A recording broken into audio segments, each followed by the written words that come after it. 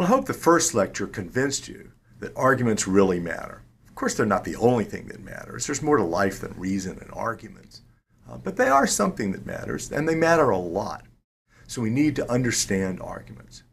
Now, the first step in understanding arguments is to figure out what arguments are. And the first step in understanding what arguments are is to figure out what arguments are not, because we want to distinguish arguments from all of those things that don't count as arguing. And the best source of information about what arguments are not is, of course, Monty Python.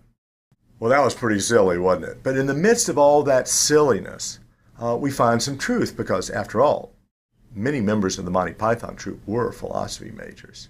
So each room represents a kind of thing that we need to distinguish from arguments.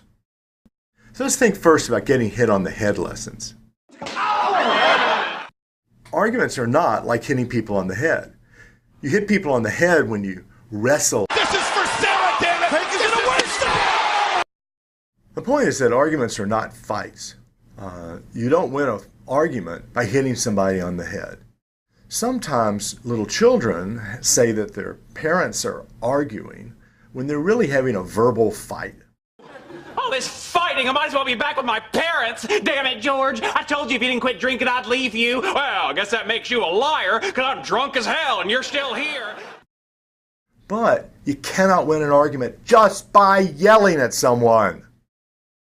That doesn't make the argument any better, because that's not the point of arguing.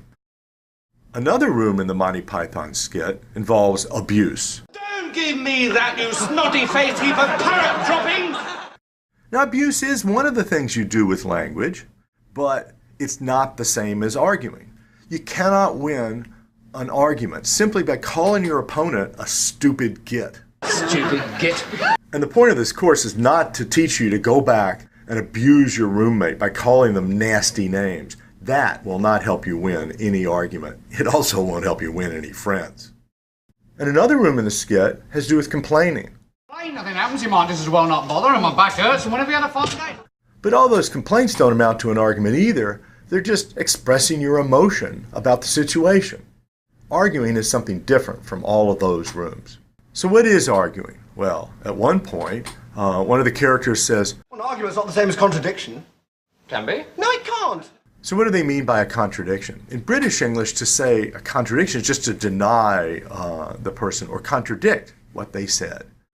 But contradicting what the person said, that is denying it, is not arguing. I can say, what do you think is the best flavor of ice cream in the world? Well, I have my favorite. I know what the best flavor is. The best flavor is Ben & Jerry's Coconut Almond Fudge Chip ice cream. There's nothing better. And then you say, no, it isn't. Well, you haven't argued that it isn't, and I haven't argued that it is. We're just disagreeing with each other. We haven't given any reason for any of the positions that we've adopted yet. So, as Monty Python says later on, a different character, argument is an intellectual process. It's a process not just of asserting your views, but of giving some kind of reason for your views. So the next definition that Monty Python gives of an argument is that an argument is a connected series of statements to establish a proposition. I take it they mean intended to establish a certain proposition. So that's a pretty cool definition if you think about it, because it tells you what an argument is made of. It's a series of statements, and statements are made in language, so arguments are made of language. It also tells you what the purpose of argument is. The purpose of argument, they say, is to establish a certain proposition. So now we have a pretty neat definition of argument. This definition gives us a nice contrast, because there are lots of other series of statements or sentences that don't count as arguments because they're not intended to establish a proposition. Consider, for example, a novel, which has statements about what's going on, but it's not necessarily trying to establish any particular proposition. Or a dictionary might have a series of definitions, but it's not intended to establish a certain proposition. Instead, novels and dictionaries order sentences in a different way. They order them either chronologically or alphabetically, whereas arguments are trying to put statements into a certain structure that reflects the order of reasoning in order to establish the proposition, according to Monty Python. But Monty Python, no matter how great they are, and they are great, didn't get it quite right, because the purpose of an argument is not always to establish a proposition, because some propositions that are conclusions of arguments we already knew. Consider, for example, a mathematical proof. If someone tries to prove the Pythagorean theorem in geometry, people already believe the theorem. They already knew that it was true. So they weren't trying to establish the proposition.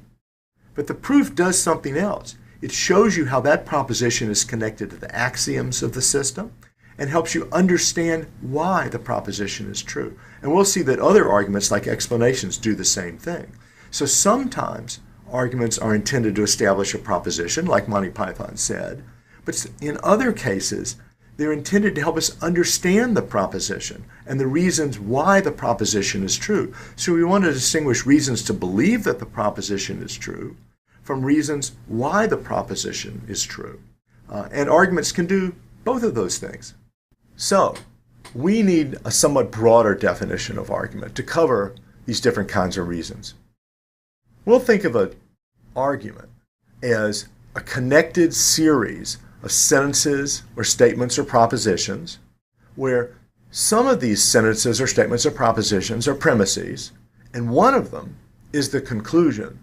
And the ones that are premises are intended to provide some kind of reason for the one that's the conclusion. This definition is useful in many ways.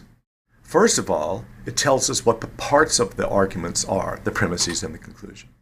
Secondly, it tells you what the argument's made of. It's made up of language, because sentences and statements and propositions are made in language. Third, it tells you the purpose of argument, to give a reason for the conclusion.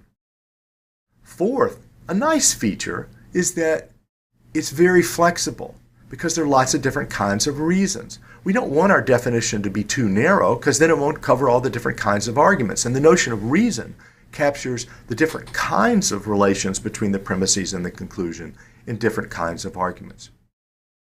So let's do a few quick exercises to make sure that you understand how this definition works.